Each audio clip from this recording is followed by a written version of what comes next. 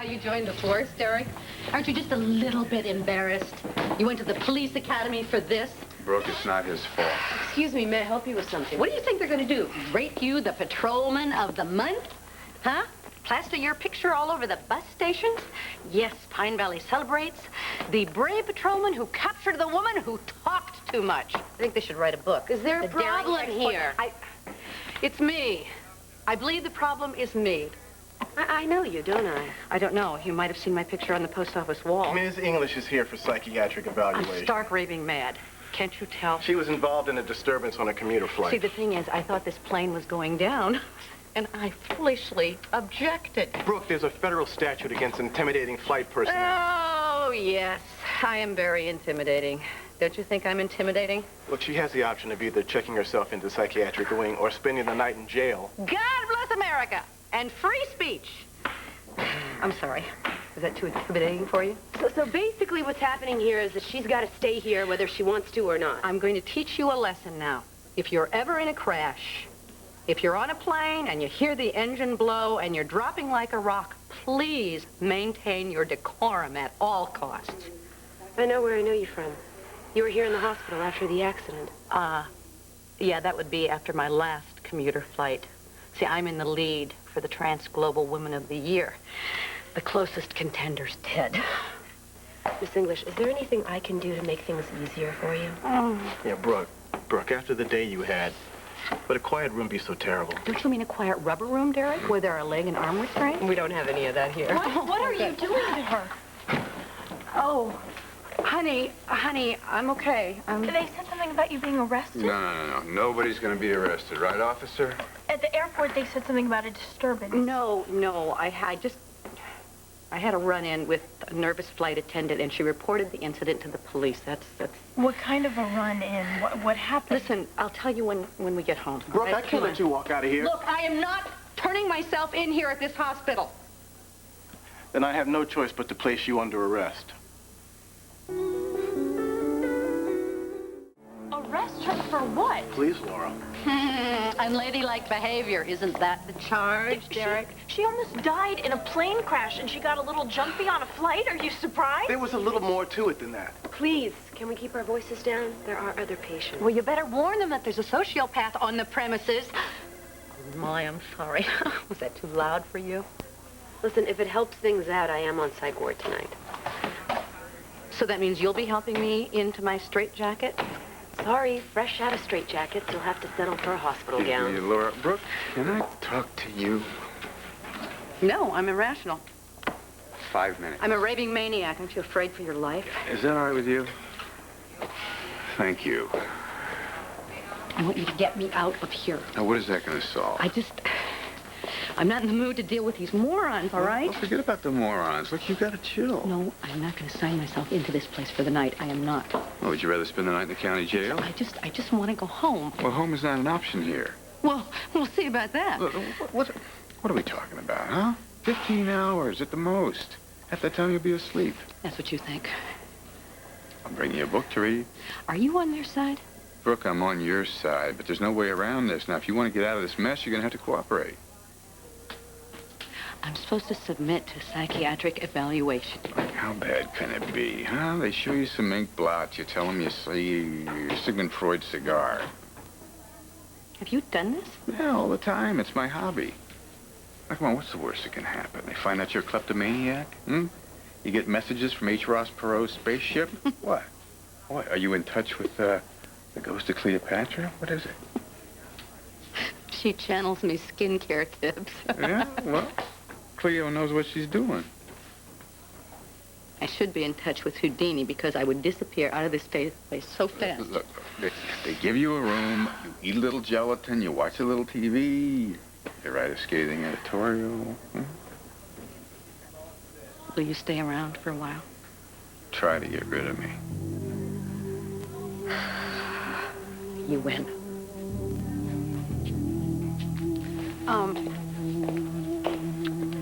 So, where do I sign?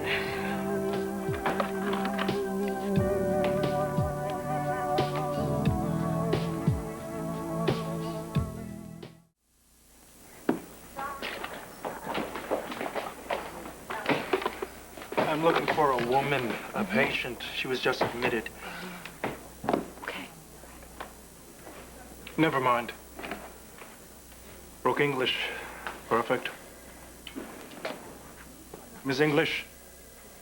Yes. Which way to the padded cell? I'm Miles Christopher. Well, where is your little white coat? I'm sorry. This is not a good time, Mr. Christopher. I'm president of Coreview Corporation. We're the parent company of Transglobal Airlines. Oh, you're the proud father of Flight 149. I understand there's been a problem. Oh, well, it's nothing really to fret about. It's just one of your planes crashed and some people died. We're very concerned. Really? Why haven't I seen you? I mean, why weren't you at the meeting that the Transportation Board had in D.C.? We are closely monitoring the investigation. Monitoring the investigation? What does that mean? Watching the news with a bag over your head? Excuse me, is it a good idea to be doing this right now? I came as soon as I heard. Well, then you must have heard by carrier pigeon because Flight 149 went down almost 6 weeks ago. Oh, no, I'm talking about the flight today. Your problem that you had. You know what? I'm fascinated by your priorities. You're telling me you show up for a problem, but not a crash. You're on the scene for a PR fiasco, but not for a body count. We are making every effort. To say as little as possible, for as long as you possibly can? No, you're very wrong. All right. So then why don't you tell me what happened and why that plane crashed? As soon as the Transportation Board and the company... Oh, blah, blah. You know, really, it's the party line. What do you want? Why are you here? I want to help you. Then drop the charges. Just tell them to let me go home. We will look into it. If you do it the way you're looking into the crash, I'm going to be released posthumously. All right, Miss English, why don't you just come with me, please? Miss English, anything we can do for you at all. Legal assistance, complimentary flights. Are you a complimentary flight? Would that happen to come with a free burial plan? I understand why you feel the way you do. I'm very sorry that you do. You're not as sorry as you're going to be, believe me, when I plaster your face on the cover of Temple magazine. Do you know that I'm the editor of that magazine? Actually, no. Yes, you do. Of course you do. Otherwise, you wouldn't be here. Nobody gives a hoot about an anonymous passenger. You know, Mr. Christopher, you are so transparent. You're not even there.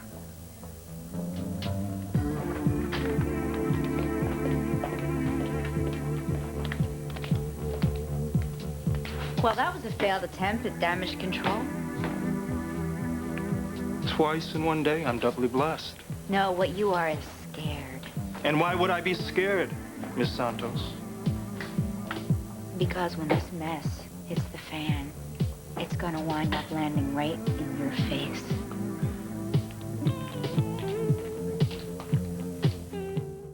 So, this is where they treat psychiatric emergencies? I'll be taking you upstairs just as soon as there's a bed available, all right? Is someone scheduled to leap from the roof? A patient is being discharged. So don't mind me. Listen, not a problem. I think you're incredibly chipper under the circumstances. I just have a few routine questions and some forms for you to fill out, so if you'll join me. Can you give me a minute? I'll be right in. Yeah, absolutely. Take your time, okay? Yeah.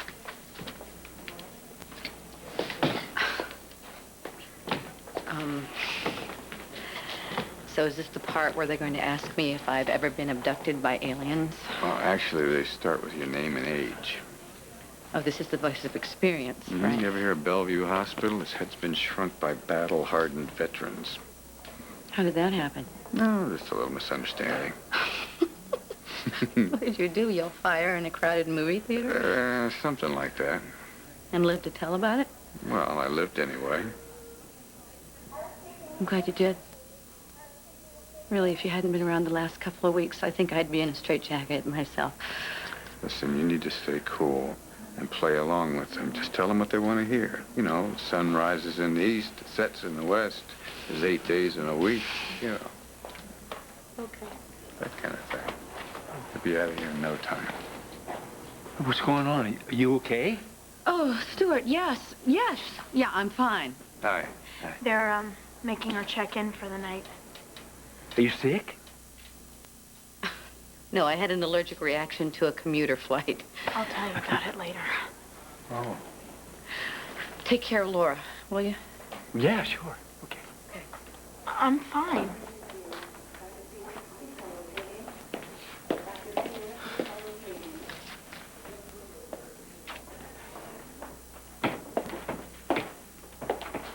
I don't hear voices, I don't commune with ghosts, and I am not in contact with Elvis. Very good. That takes care of my first 3 questions. I must be very annoying. Actually, you're very brave.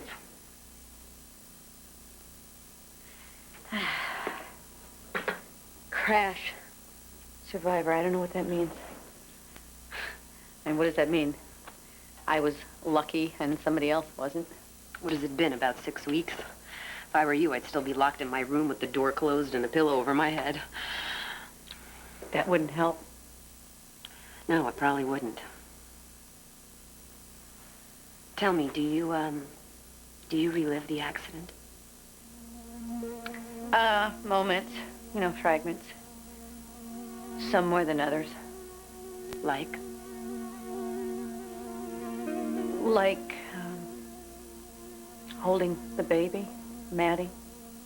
Holding the baby up for her mother to see her for the last time. The look on Maria's face. How do you handle that? By being grateful that I'm alive.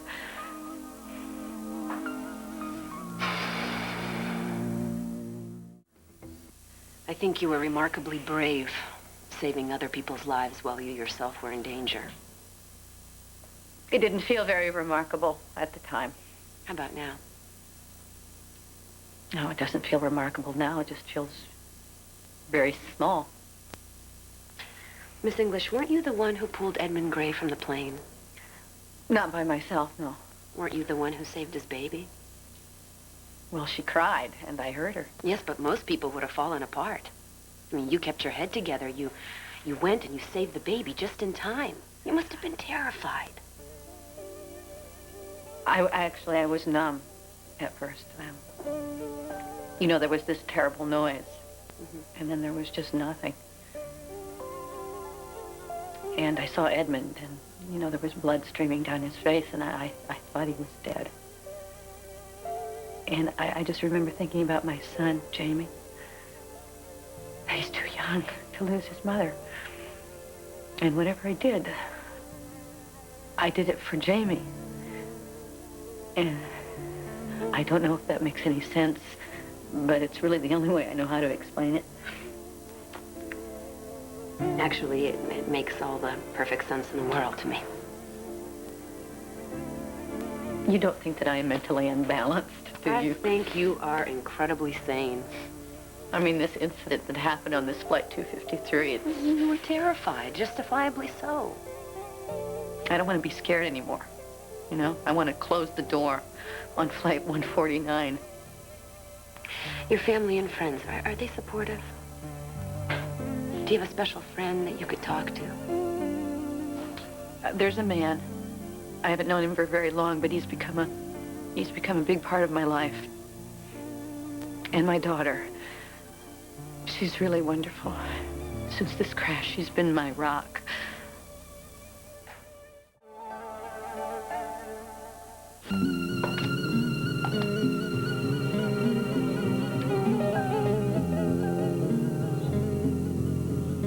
Thank you. Is Brooke still in there? Yes, we're about to move her upstairs, but you can go in if you like. Thanks.